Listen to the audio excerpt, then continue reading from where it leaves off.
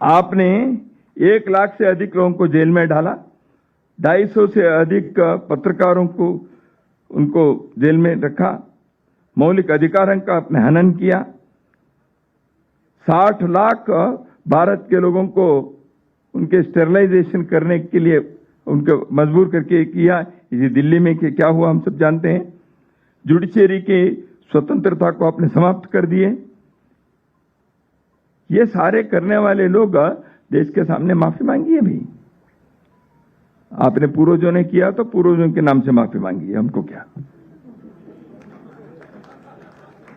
और एक बात, इस आपातकाल के दौरान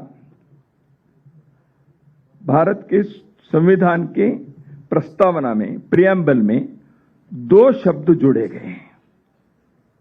राय साहब, आप इस विषय के बारे में कभी बोलेंगे या लिखे तो मुझे मालूम नहीं है, देखता हूं।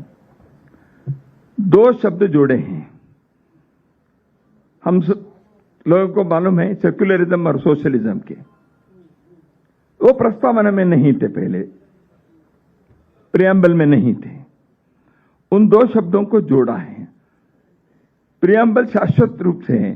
क्या सोशलिज्म के विचार आइडियोलॉजी के नाते क्या शाश्वत है भारत के लिए? सेक्युलरिज्म का शब्द भारत संविधान में नहीं था, प्रस्तावना में जोड़ा है।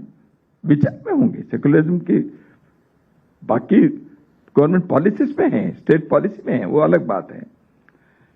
तो इन 2 शब्दों को प्रस्तावना में जोड़ा। बाद में इसको निकालने के प्रयत्न हुआ नहीं है।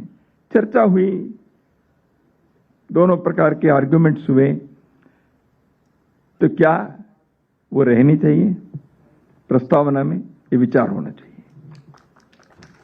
क्योंकि मैं जानता हूं संविधान के निर्माता डॉक्टर बाबा साहेब अंबेडकर जी के नाम जिस भवन पर है, उसमें मैं खड़े होकर बता रहा हूं, ये बाबा साहेब अंबेडकर ने जो संविधान बनाया था उस के प्रस्तावना में ये 2 शब्द नहीं थे। तो इसके उद्देश्य क्या है, विचार किया जाए। इसलिए आप संविधान के बारे में चर्चा कहते ही बाबा साहेब अंबेडकर जी के बारे में नहीं है, ऐसे विषय भी है ना। वो बाबा साहेब अंबेडकर ने नहीं बनाया। इमरजेंसी में जब देश के मौलिक अधिकार नहीं थे, देश के संसद नहीं था, न्यायांग पंगु बन गया था, उस समय आपने इसको जोड़ दिया।